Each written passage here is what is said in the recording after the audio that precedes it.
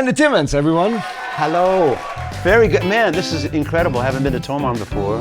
This is and walked in, yeah. met the man himself, and now sitting here with some very good friends today. So thanks for having me, man. It's awesome to see you in person. Thank you. We've been talking a couple of times. You've seen it on the channel. It's been through two-dimensional screens and everything, but finally in person, those times came back. Always better, yeah. I will want to ask about the newest addition to the family, for sure, and also about the latest album. Yeah. And everything, inspiration, guitar playing. Yeah, sure, I'm happy to. Everything. Talk about all things guitar, man. When do you feel like, okay, I want to try out something else? When does the moment come? It's all down to what music that I'm about to play or that I'm considering playing. I mean, clearly I've played this guitar for 31 years now. It's my favorite, all-time guitar. There was a guitar that I did with Ibanez in the 2000s called the AT300. I remember that. So that was a guitar I used on the Resolution record, which is, crazily enough, is about to celebrate its 20th anniversary. And that's still an amazing guitar. And that guitar was mahogany with a rosewood board, pickups direct into the body. So, for that Resolution record, it was a very forward, warm, fat tone. Maybe not as versatile as this guitar, but I loved for what it did. And then Ibanez approached me about the possibility of designing something new. And so that's the culmination of what happened with the ATZ300. So that's going back to the mahogany body and the rosewood board. So very much that AT300 thing, but it's pickups mounted in the guard. Okay. And it's amazing the difference. So it's really, I think, a happy medium between, my old faithful here and what I love about that mahogany rosewood combination, that really good rock and roll thing.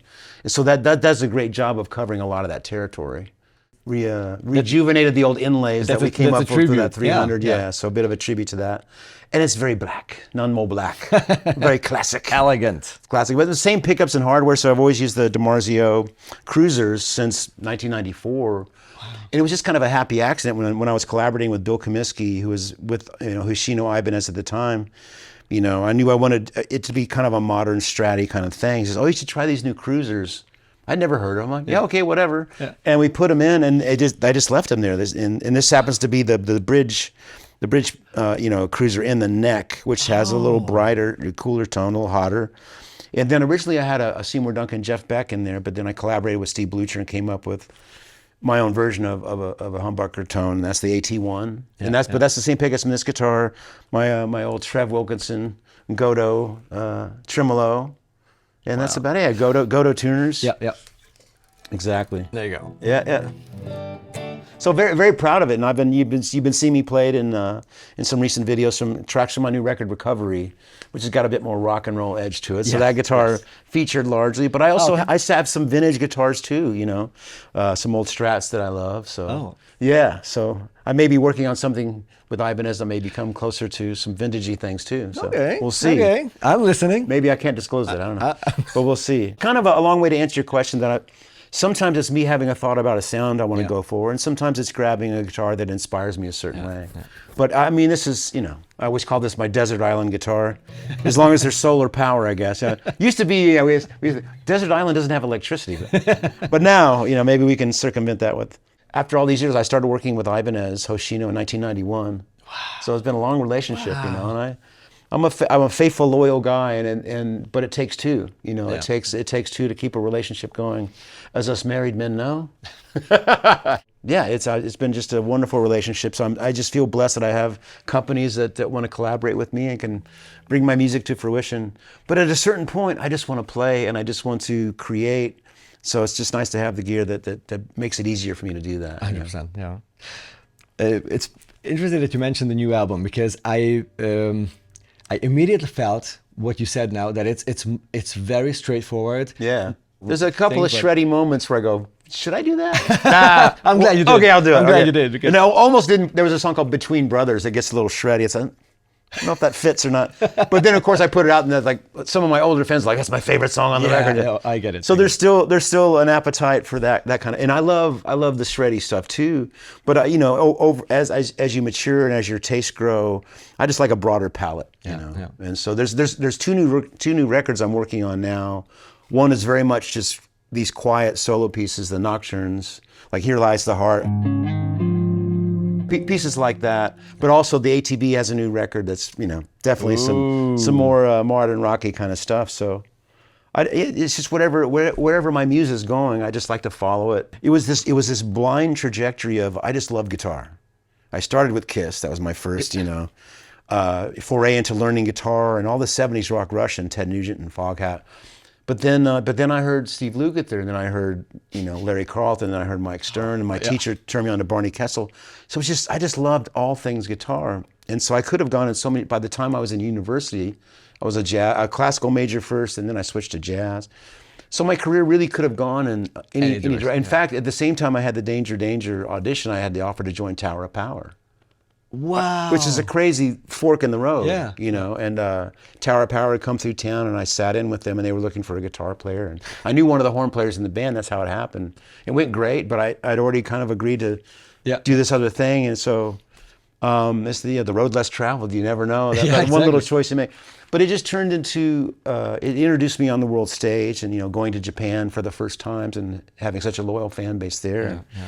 I mean, it was my education, so no regrets. I had a great time, but eventually I needed to just be playing the music that really is from my soul. You know, I was happy, and I still am a happy sideman. You know, that's kind of where I felt my place in Danger Danger was. I wasn't one of the main writers. I joined the band kind of after they were signed, or being in Simon Phillips's band, where I'm mainly playing his music. It's a wonderful thing to do, or Olivia Newton-John's band for all those years. I was with her for 15 years, but I loved her, and I loved playing that music. And so they all just kind of, you know, feed my own pathway, and then I make my own records and still get to do it. Really good mix. I'm amazed that we were talking about it at lunch. Just the fact that I'm in the conversation at all with so many great players out there. It's truly an honor, and I don't take it lightly. Yeah. I mean, I work really hard, and I keep trying to. I reference Jeff Beck a lot. Just in, you know, I'm talking or in master classes, because he was such a role model, not only musically, but how he continued to reinvent himself at every juncture. You know, he played Shapes of Things with the Yardbirds, and already iconic pre-Jimi Hendrix feedback and all this stuff, and then the fusion stuff, or the prototype for Led Zeppelin with the Jeff Beck group. I mean, still, that could have been it, but then he kept going. The Mahavishnu influence with Jan Hammer, and then. But Emotion and Commotion for me was the one where he, you know, I'd seen him play for the first time in 1999. I thought, you know, it just brought me to tears. I said, I've never experienced this before. And then he kept improving on that. It was just incredible. So there can be that influence, that not just the guitar playing, but just the effort and the desire to keep evolving, you know, is a huge thing for me. So the way you do that, you just keep putting things that are difficult in front of yourself and not being afraid of the work. You know. It's funny because we were talking about this during lunch, how to us, like, the great big ones were like Hendrix and Zeppelin and all those bands and people, and someone who's like 18 now or 20 and just started playing guitar, they would reference John Mayer, they would reference Andy Timmons, like, oh, that's the tone, that's the neck pickup tone, that's the riff, that's the, you know, the thing that we base our knowledge on or build our taste upon. It's so exciting, so nice to see how it all kind of comes together. I'm sincerely just blown away that, you know, that some of this music is living on and people are checking out my new stuff. I had done I did a clinic tour recently in China. And it wasn't a clinic, it was my band. The band was on tour, but I would do a master class sometimes in the afternoon. And one of the gigs was 10 people were going to come on stage and play with me. Every one of them played Electric Gypsy. And you know, it's just amazing, that song, you know, I literally recorded on this guitar when it was brand new, 31 years or 30 years ago, whatever it was. And so it's just humbling that some of these things are, you know, become part of the language or whatever it is. And it's just me it was writing a tribute to Hendrix, you know, that just kind of, and I hear you do a version of it too. Oh yeah, a version of it. Also, we keep referencing lunch here, but at lunch he said, okay, give me an honest rating, and he plays me his version, and I gave him an 8. He gave me an 8. Very good. I am still digesting it. I was not expecting an 8. I will say, I humbly always thought it was just a very simple tune, you know. But and then when I started hearing everybody else play it, I went, okay, there's a lot of detail missing.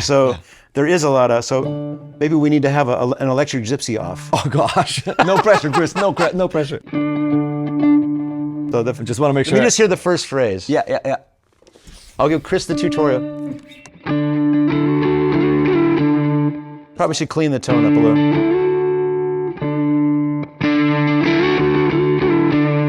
So the first thing is, Dun, da, da. well, there's a little bit of the rhythm, but the main thing that I see most people not quite getting just yet is the dynamic. So there's a world of difference in volume there.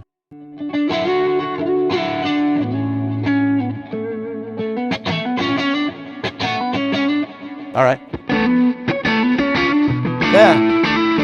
Yeah. Yeah. Okay. So. Yeah. And also, I do a bend. You do. Yeah, a slide, I think. right? Well, and that's another thing too. Is like if I ever on the event that I might hear the original recording, I went, oh fuck, I'm playing it wrong. Because it changes. It changes over time. You start playing it live, and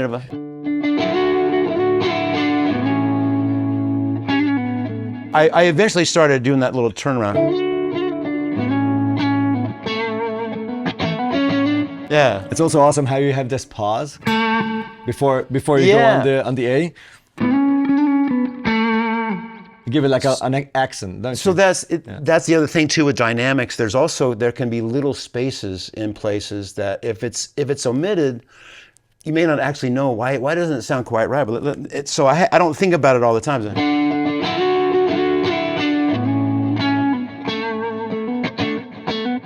You know that gets cut.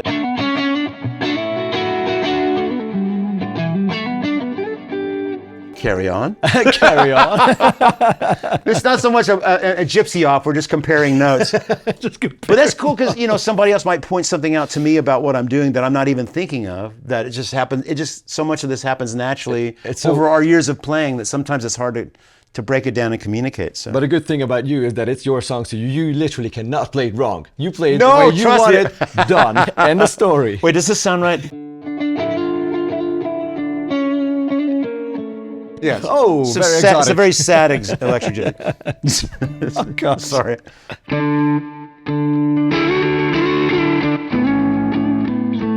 I like that you bend it. I like it that you bend. Yeah, because I'm. Yeah. That has can do more, it, but you more can- tension. I love that. That's actually. all right.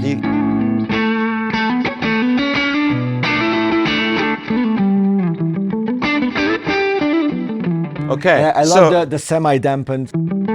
But you're picking it all. It's not.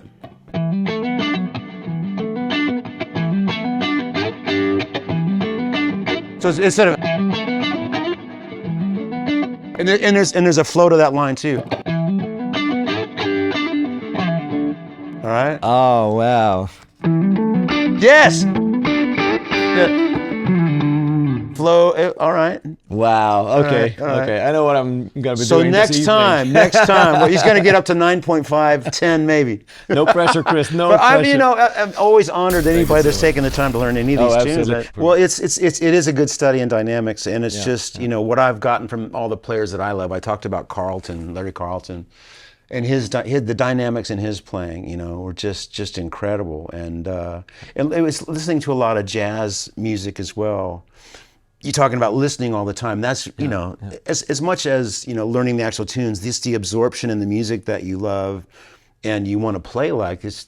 That's a huge part of it because it's like language, like we talked about. You get it in your ear, and then it starts to happen a bit more naturally. And for rock guys getting into jazz, to learn a couple of licks is one thing, but then to spend years really listening to Charlie Parker. And that's where I get a lot of my dynamic as well, because the way he would accent certain notes and float through, it just wasn't.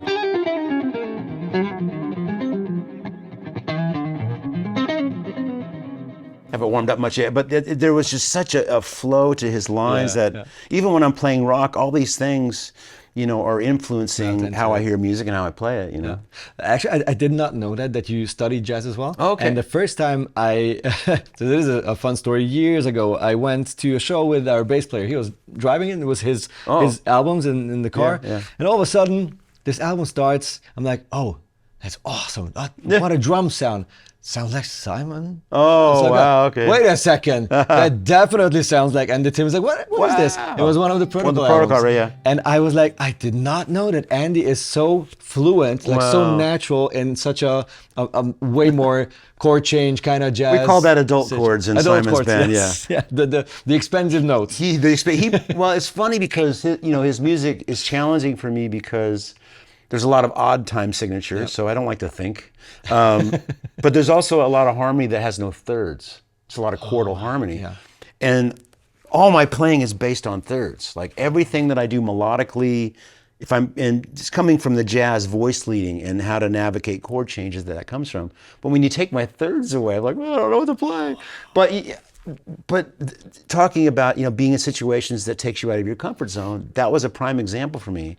I would never write music like that, but I love playing it, and I should say attempting to play it, and because you grow that way, and what an honor for Simon to ask me to play in his band. And we first met through Hoshino. Oh, really? It was a very famous NAMM show event, but this goes back many years. In 1993, Ibanez put on the Axe Attack at NAMM, and it was all the well-known Ibanez guys. It's Joe Satriani and Steve Vai, Paul Gilbert, Reb Beach, Alex Skolnick was playing Ibanez then.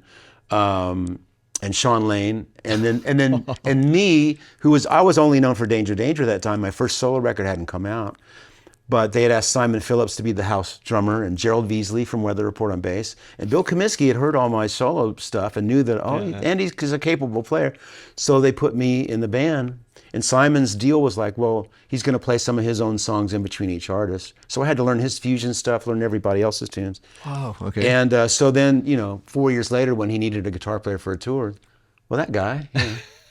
So kids, that is a big lesson. Always come into every gig prepared like it's the most important gig of your life, because you never know where it's going to lead.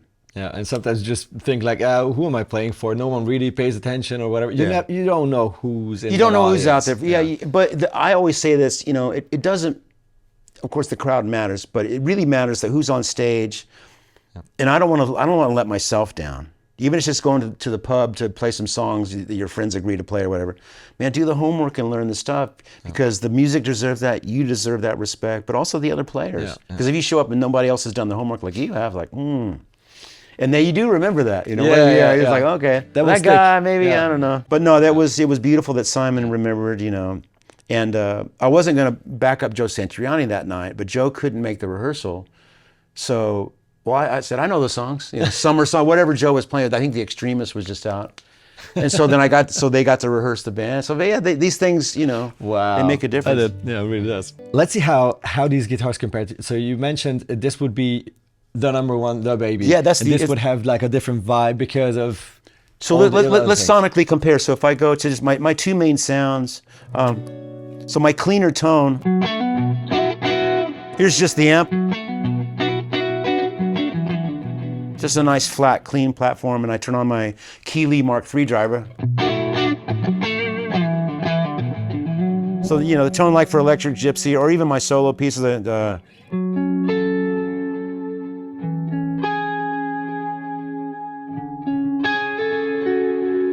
More of that pristine,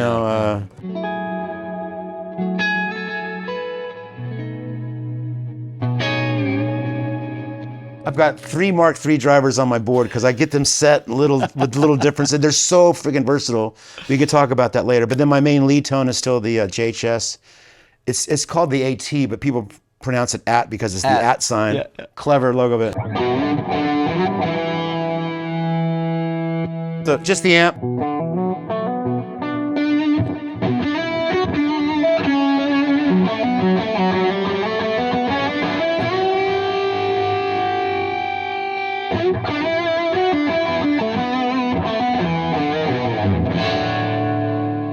Okay, so now let's switch to this guy. It's a whole different thing. It's a lot more forward.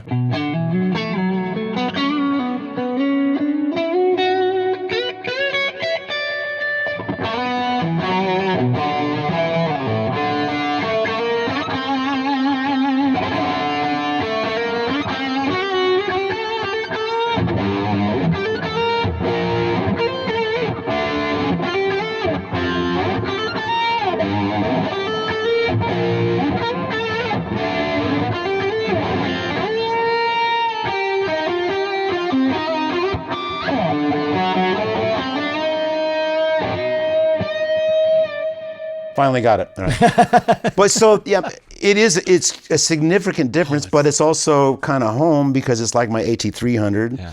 Pickups in the pickguard this time. But yeah. Wow, that lower mid-range. It's a whole... It moves air in a different way. It does.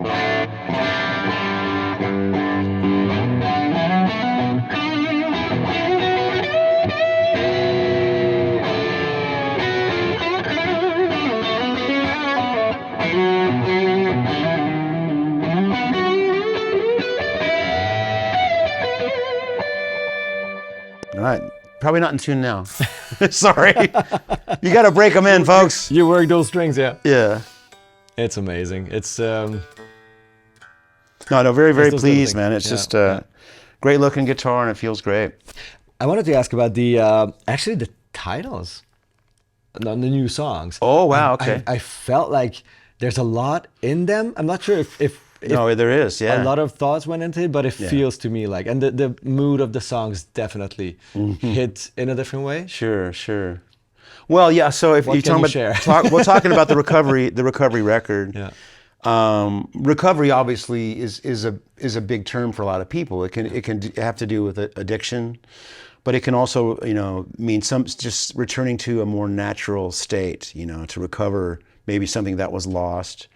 So yeah, people can feel like that in the world these days. There's a lot of things we all personally deal with. So kind of it's a word that can mean whatever the listener needs it to mean. But I did start the record, and that song has a bit of a Jeff Beck feel to it, very purposely. But I opened the record with Elegy for Jeff, and just because Jeff had passed away, maybe it was a couple of years before I started recording the record. But I had him in mind and just wanted to give a little bit of a tribute. It's very simple. I had a little keyboard background on it from Jeff Babco, who's also I knew from the very first Simon tour I did in 1997. Oh, wow. Yeah. So with this guitar, I'm going to brighten it up a little bit. I'm going to put it on. The Mark III driver has two different diodes you can use. You can use the silicon or the germanium. So the silicon is a little bolder, a little fatter. But if I want a little to get rid of a little low end and just less compressed, I'll go to the germanium setting. Oh. So listen to the difference of that. Wow.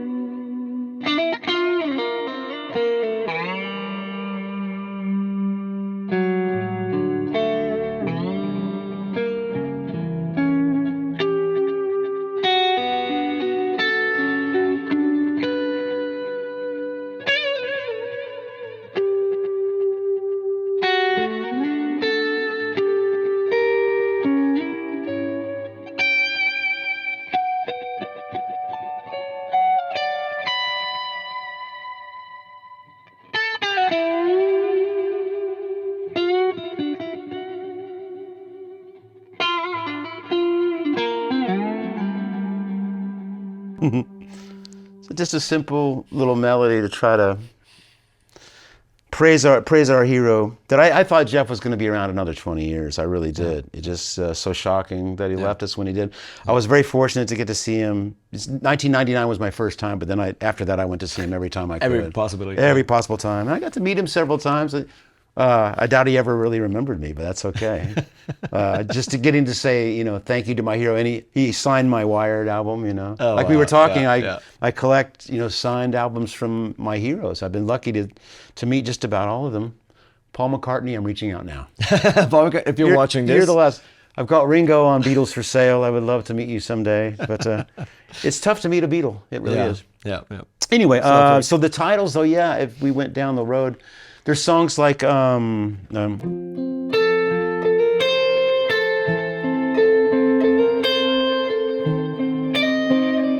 is a song called "Why Must It Be So." Yeah. And again, insert your own meaning, but it really was just the state of the world and how things. I tend to be a pretty sensitive person, so it's kind of hard to deal with all the division and hatred that's out there. So I think very many people can relate to that. A lot of this music is me speaking about that through my guitar a bit. And it's medicine, isn't it? Oh, like it's for you to put it out of your system and to share it with others. 100%. And I it's so humbling when I get feedback from people that if there's a piece of music that moves them a certain way. It's the best gift, but it does start out very selfishly. Yeah. And I think true art, it has to be that, because if you're trying to fit a trend or you're trying to write what people expect, it has, people hear the difference of something that's authentic and something that really, has a meaning to it, at least to who's playing it and who's writing it. Yeah. And then if it gets through to the listener, then that's, it's just icing. That's where the circle is. It's icing, full. Yeah. Absolutely so. So there is a lot of music on there that refers to that. Yeah. Arizona Sunset, the last track, is a tribute to my family, because I was born in Arizona. Oh, really? Lived there till I was 5, and my parents have been gone for years, and I've lost one brother. So it's kind of a poignant, sadder kind of song, but to reflect too. Yeah. But just very simple.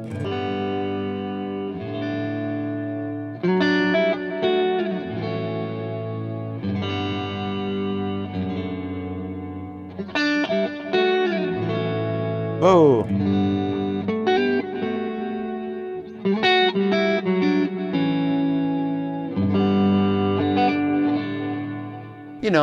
Sometimes the simplest music can have the most emotional content.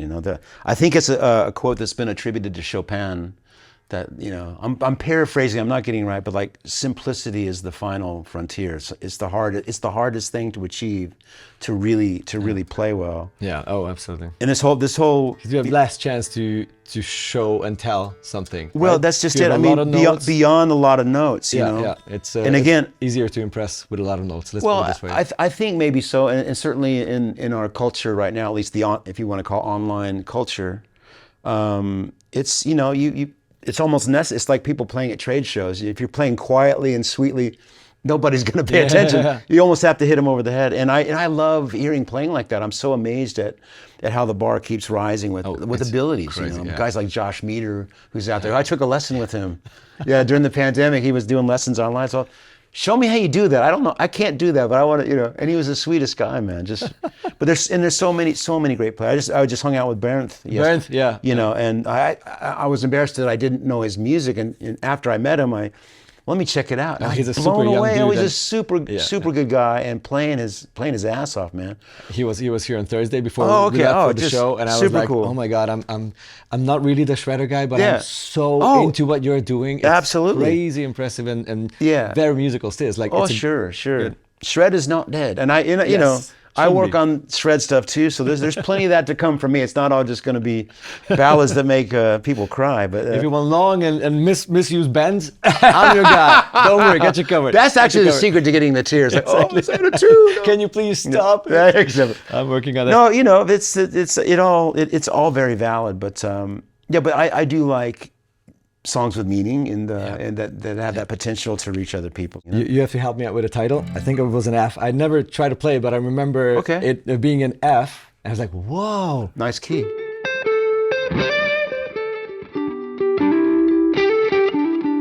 Oh, shoot. Yeah, okay. That actually... Yeah, thank you. I've never tried it, but...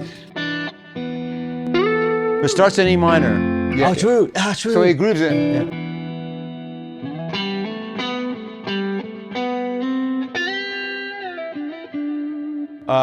Where did you go? Where did you go? Yes. But then, it's a...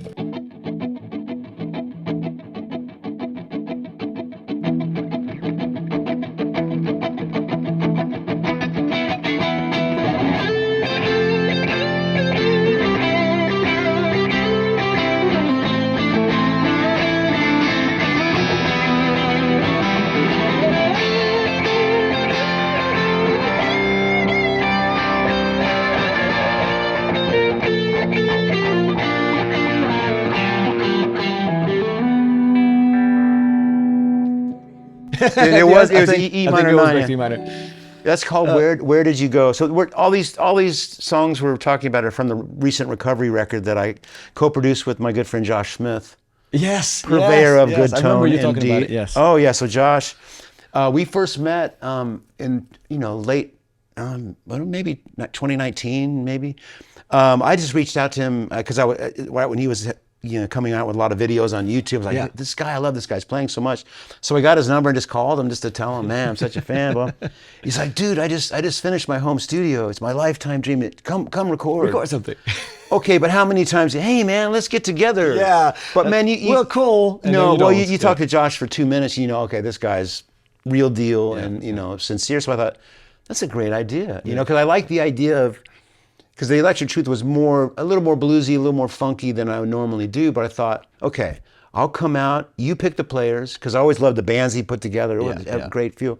So he got Lamar Carter on drums and Travis Carlton on bass and Darren Johnson. Just a great band. And we did the Electric Truth tracks in like 2.5 days, right before NAMM of 2020. I was going to come back in March. Oh. March 2020. What were you doing? We weren't going anywhere. Yeah. So I did I finished the guitar tracks at home, but it was such a great experience that I asked Josh again, maybe we should do another thing. Yeah, let's do it. So that's how Recovery came to be. Crazy. Talking about albums. Yes. Uh-oh. I see a brown paper bag back there. So you mentioned something. No. If you want to do it, let's do it. If not, let's do it right now. We're gonna need some. Okay, so as I mentioned a minute ago, this is a fun story where I don't know if you guys remember when I did it.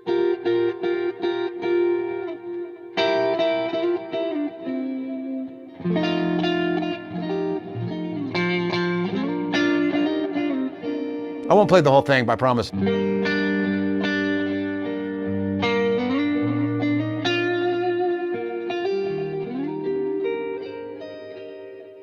I did this arrangement. I love that part. I did this arrangement of Bohemian Rhapsody because I was, had done all these Beatle arrangements, and my wife and I. It was November 2nd, whatever year the Queen movie came out. I had to leave November 3rd for clinics. I think maybe in Germany, definitely in Germany. And but November 2nd was the day the Queen movie was released. And so we went on the morning of our anniversary, the day before leaving town, to go see this movie.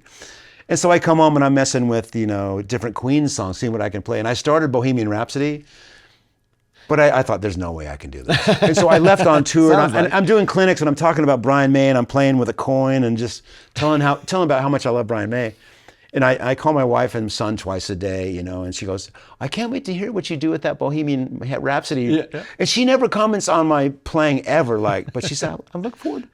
Well, now I got to do it. Yeah, exactly. I was like, no man. turn back. Yeah. So fast forward to tell the story real quickly. I'd recorded it and put it out on YouTube. And then I'm friends with a guy named Jamie Humphries, a great guitar player, originally from the UK. And I knew he had worked with Brian. So I can't remember how it happened, but I think I might have reached out to him and say, man, would you mind sending this to Brian? I'd be so honored if he even listened to it. And he did. And apparently Brian really loved it and thought it was cool. I think that's right. That's what I got told anyway. But being the fan that I am, I said, Jamie, this is going to be a big ask, but there's any way I send you my Queen record, could you get Brian sign it? Because I think I can make that happen. But that's been at least 4 or 5 years ago, right? And we both kind of forgot about it. It did happen, but then he just forgot to send it. Then he moved, but somebody just handed it to me at the show, and it's packaged. Wow. Okay. So this is it. So I haven't seen this. I can hold something if it helps. The guitar. I just met you, man. Okay, bad joke. I don't know how we're going to open this because we might need some. I might. Yeah, we need to be able to help. Wait, I think I have my guitar unboxing knife. Careful. Oh, would you? Be very careful. Yeah. You do not know what's exactly in there. I don't know. It could be, dear Andy, nice try, Brian May. I really don't know. But I thought, why not share it with you guys because we're all fans. Maybe it works. I don't wanna see it first. Sure. It's your moment. It's your moment. Fair enough. Maybe it comes out. This is gonna sound great in the microphone. Sorry about the guys in the sound booth. We'll make sure to put reverb on that, and then it's good. Put a halo. All right. Okay. I might need insert Benny Hill music. I'll need that. Yeah. Oh yeah.